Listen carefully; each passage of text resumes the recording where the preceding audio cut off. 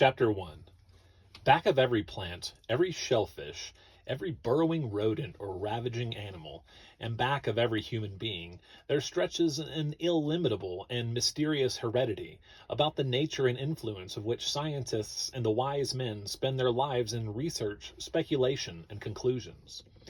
Little as we know of this subject, we have pretty generally agreed that the newborn child has a heritage of tendencies and inclinations which furnish the foundation or groundwork from which he must build his house of life. But it is only the foundation, I think. The superstructure is built by environment. Heredity is the shape of the edifice, its position on the ground, whether a hillside or a plain, a rugged rock or a piece of shifting sand. Environment is the architect of the structure. Probably I've used that word environment more often than any other man who ever lived. If I seem to put stress on it as these papers grow, it's because 70 years of interest in plant life and of wholesale experimentation to discover, test, practice, and then codify the laws underlying that life have compelled me to the belief that environment is the greatest molding force behind the steady upward progress of the universe. My own heredity gave me a ground plan for my life that called for an edifice sturdily built on the rock of knowledge and fact, and yet that was plastic enough to enable me to use a front elevation strangely like a house of dreams, a veritable castle in Spain. Behind me was hard-headed practicality, shrewd Yankee thrift, and insistence on an exact basis for reasoning and planning. At the same time, there came to me in vein and nerve system and brain cell the imagination, the tendency to dreaming dreams, and the instinct to create that impelled me to invention, to inquiry, and to the seeing of visions.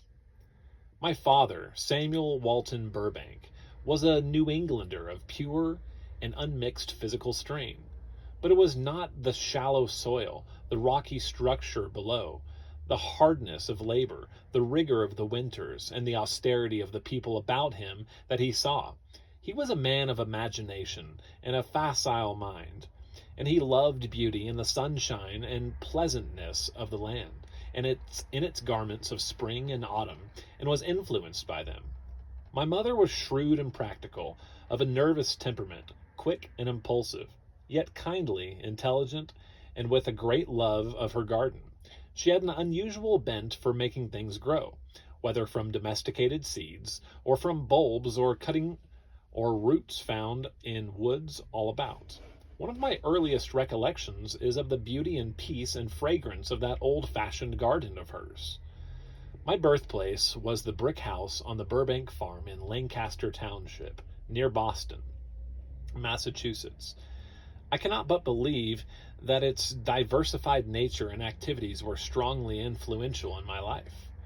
The farm work, the pottery kiln my grandfather built that led to the foundation of a brickyard, the wood lots from which were taken the fuel supplies for house and kilns, garden, berry patches, the sugar bush, and other activities not only kept a small boy busy, but kept him interested, since there was never any long stretch of monotonous work, that murderer of enthusiasm and destroyer of sheer fun of labor. Nearby and all around us were manufacturing plants of the most diverse kinds, where, at the time, something of almost every fabricated article used in growing America was made. Physically, too, the old Lancaster farm was a broad education to a boy full of curiosity and keen to put his nose into all sorts of businesses and natural wonders. Massachusetts was, and is still, a good place in which to be born. I can remember now the keen sweetness of the air on the sharp mornings, the sun on snow or on green carpets of grass on the rolling land, running up sharply here and there to hills where the ribs of the earth were revealed in rugged outcroppings of rock. I can hear the scoldings and makings up of birds, the sharp crack of ice on a pond in winter, or the croak of frogs in the odorous evenings of June, and at all times of the year the welcome sound of a shrill voice calling me to supper. New England has something all its own, an atmosphere of rugged beauty, of kindliness hidden behind a brusque manner, that its people absorbed from the land. It is a country full of surprises and discoveries, lost ponds, unexpected vistas, hidden vales, villages cupped in unlooked-for hollows, unanticipated, breathless sights of the distant sea. I do not think I was more sensitive to beauty than the others, but perhaps I exclaimed about it more. It never failed me, and it never failed to excite and stimulate me. Our Lancaster Township was a splendid kindergarten for an inquisitive boy. Within a day's travel, I found and studied a great part of the geographical forms that mark the fascinating surface of the earth. It was not from books that I learned what a cape may be, a promontory, a tableland, a mountain, an inlet. Thoreau was beginning to translate nature into our American language at that time. Through his eyes, New Englanders saw beauties they had missed before.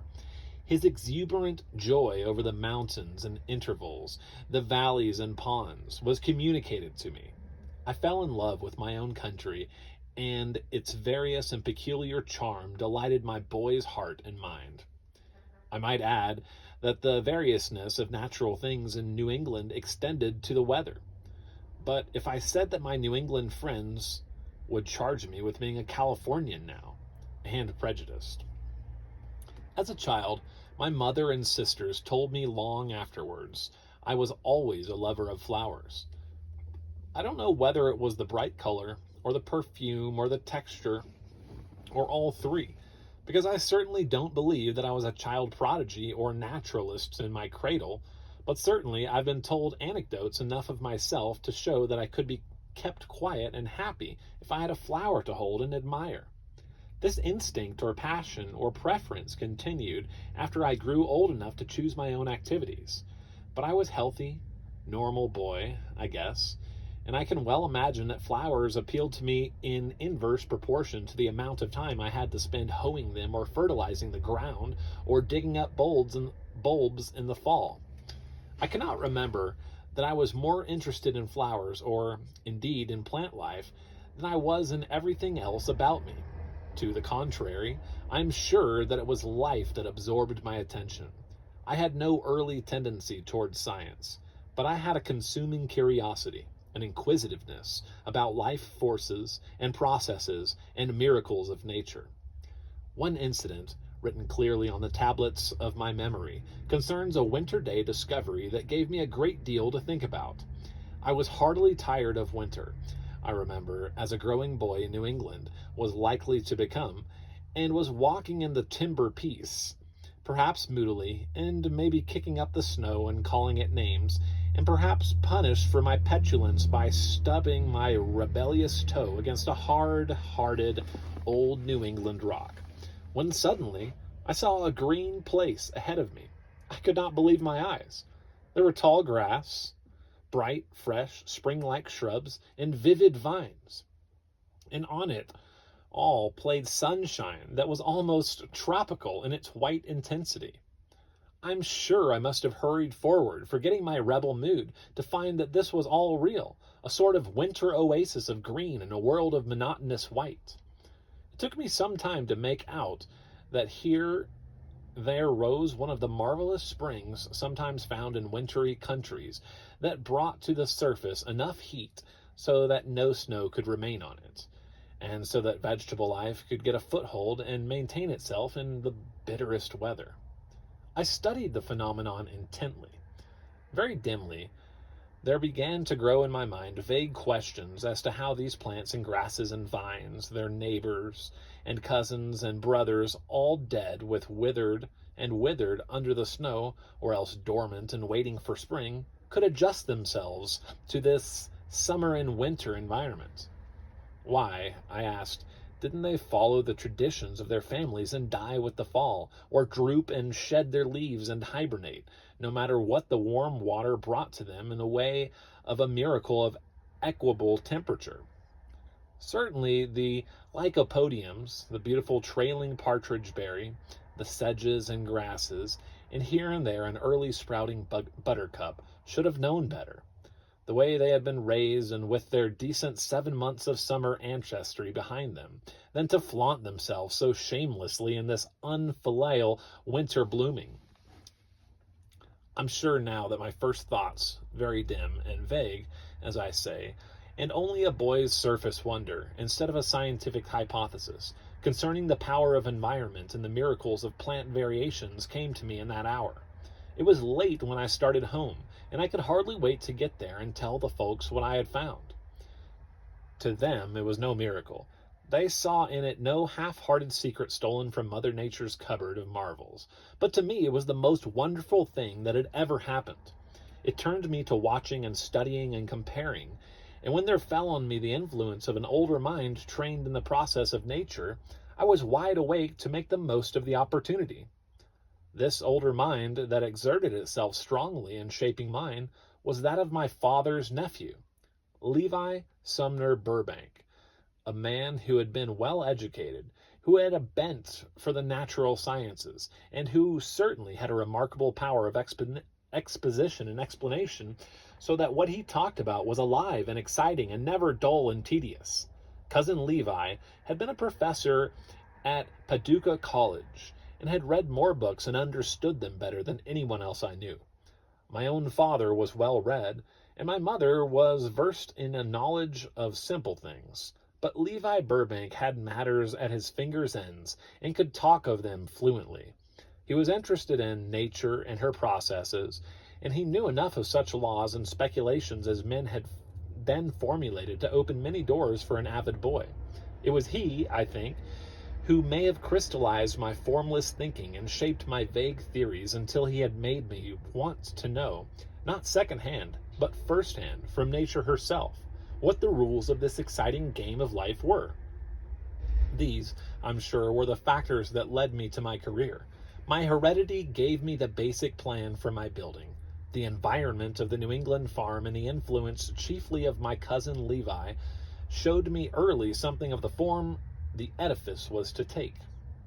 Afterwards, I had the beginnings of education along many lines, but in my formative years, I was moved only by enthusiasm, a love of nature, a great and insatiable curiosity, and a high regard for facts against theories. When I began to work, I had no elaborate equipment. I had a garden patch. I had no microscope and Gray's botany. I had a hoe and a pair of overalls. I had no fixed and inflexible scientific education. I had a voracious appetite for knowledge. I've studied and experimented with plant life for almost 70 years since then. And I have watched men and their motives and movements with interest and curiosity. I've regarded the progress of the world and what we call civilization. I've tried to look beyond war for its causes, beyond poverty for its economic germ, beyond ignorance for the sapping parasite from which it grows in the human mind, beyond bigotry and superstition for the human weakness and fear that bred them, that breed them. I've wondered and questioned and experimented and observed from the beginning until now with no more equipment than the mind of one inquisitive and a lover of life, and now I look back down the years and try to set forth here something of what I have observed. I had a taste for drawing, and for a time I studied that art seriously. I had a good many inclinations toward the practice of medicine, and I took up that training. There was every opportunity for me to go into manufacturing, and I was given a place in a factory, and for many months believed that I had, perhaps, found my work there. My employers felt this even more strongly than I did, particularly because almost at once I found shortcuts which enabled me to improve on their methods. Several of the devices which I invented were adopted and made a part of the factory equipment. I was told that I could advance myself rapidly with them, and my wages were, for that period, very high as a result of my adaptability and the inventive faculty I possessed. But, without my being fully aware of it, nature was calling me to the land. And when there came to me my share of my father's modest estate, I could no longer resist the call. In Lunenburg Township, not far from Lancaster, I found 17 acres of unusually fine soil that was for sale. On the place was a good old house, and although some of my friends tried to dissuade me, and the men at the factory told me I was making a mistake, I bought this property and set myself up as a market gardener. It was my notion that the garden would pay its own way and leave me not only a field for experiment, but the means with which to work. Oddly enough, it was not my instinctive desire to investigate the laws of the plant world, but a cold necessity which pitched me, as we say, neck and crop into plant experimentation. Immediately I began this vocation of mine. I learned what all of us Immediately I began this vocation of mine. I learned what all of us have to learn who enter the sober business of life, namely, that I had not been the first to think of raising produce for the market. In short, I found myself in active competition with well-established and experienced market gardeners. Of course, I learned all the tricks of the trade as regards cold frames, hotbeds, the use of water and fertilizer, and the cultivation of the soil. But my competitors all knew these secrets and used them better, probably, from years of experience than could I, a mere youngster. This competition made me a serious student of the methods by which nature produced variations in plants, because I soon determined that success could come to me only through raising better vegetables and delivering them to the market earlier than anyone else could do. Taxing my wits to find a way to make my garden pay, I came to my first constructive contact with the mysteries and miracles of nature, and that contact resulted in my life work. Better vegetables, I saw at once, meant not only the best seeds and roots to be had, but the best that could be produced. In those days, with very few exceptions, no one had paid much attention to this ideal, this best that could be produced, and what we had to take was what we could get. That set me thinking. To produce vegetables more cheaply than the other gardeners meant cutting corners in production and marketing, and there my Yankee instincts, I suppose, served me well. But what instantly fascinated me was the thought of producing vegetables of fine quality and getting them into the market ahead of everyone else. Here was a goal for any inquisitive, active mind. Here was something you could all get excited about. Here was a place to use wits and ingenuity and inventive faculty and another faculty that, at that time, I did not know I had, even latently, the power of choice as between two apparently identical varieties or even between two apparently identical plants. Looking back, I envy myself the thrilling and inspiring research and experiment that these considerations opened up to me, as though by magic. My mind went back to the winter garden I had found in the woods as a boy. There, nature had deviated from her apparent laws of seasons and produced summer plants in the dead of January. How? Obviously, the deep-flowing spring with its warmer water sufficiently contrasted in temperature with the bitter cold of New England to temper the atmosphere where they rose, made growth possible. But I knew enough to know that vines and shrubs and flowers grew according to their season and withered according to an hereditary tendency that had impressed itself on them through thousands of generations of growth. The warm spring accounted for the equability of the temperature in that spot, but it did not account for the luxuriant and lush growth of plants that should be dead. What I had supposed was a fixed and an immutable law of nature was not, then, fixed and immutable at all. Or better, the law was there, but I had misinterpreted it. What was the influence behind this phenomenon? It was presently clear to me that hereditary traits and characteristics could be overcome, modified, changed, and adapted. That much, though perhaps not in so many words, I had for a starting point. I began to experiment with plants in a crude, superficial way, without any order to my trials and without keeping any records of results. I found certain plants that grew more rapidly than others in the same row, and some with foliage better suited to the purpose of a market gardener, as for instance such as would give the fruits a better opportunity to mature, or such as would better shelter delicate ones, and so on. As the season advanced, I marked individuals that bore more than their fellows. Here and there I found those that bore bigger produce, or more succulent, or earlier or later. In each case, I was looking for an improved variety. improved in one respect, or in two or three. And when I found a plant that was willing to take a step forward, I tagged it with a Medal of Honor, and so marked it for further promotion. When harvest time came, these marked plants were saved, and their seeds or fruits went into my stock for the next year's planting. Stored in every cherished seed was all the heredity of the variety, and in addition a tiny spark of genius, of improvement that environment, or in some cases perhaps a mere chance, had placed there.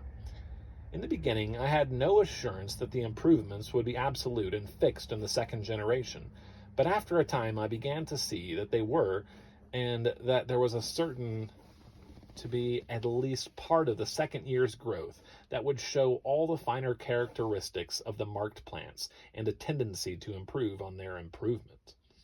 It was not long before I knew that I was on the right track. My start had been made.